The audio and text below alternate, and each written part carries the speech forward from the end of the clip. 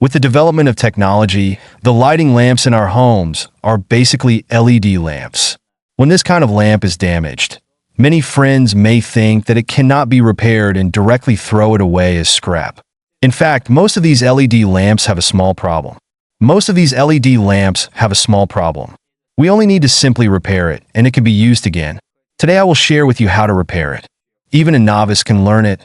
If an LED lamp like this suddenly doesn't light up or flickers, it's basically because the lamp beads inside are damaged. After we disassemble the lamp, we can see that the densely packed original parts inside are its lamp beads. After these lamp beads are damaged, their performance is also very obvious. A small black dot will appear. You don't need to measure it with the appearance. You can tell it with the naked eye. If you look carefully, the difference between the burned lamp beads and other lamp beads is very large.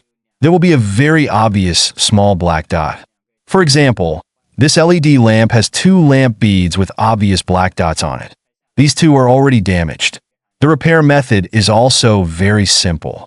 We just need to remove the lamp bead and stick it on with a soldering suction. Generally, LED lamps are driven by cross-current. That is to say, its current is fixed.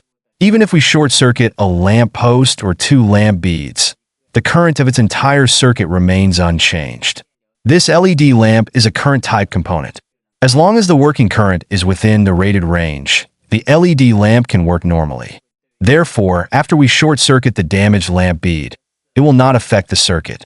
However, it should be noted that the arrangement order of this LED lamp may be different.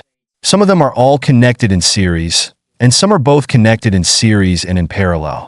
If this LED lamp is 3 groups connected together, then if one of the LED lamps in one group is damaged, we need to short-circuit it and then short-circuit one of the other 2 groups. Otherwise, even if it is repaired, it will not last long. If there is only one group in series, then you only need to short-circuit the damaged lamp beads together.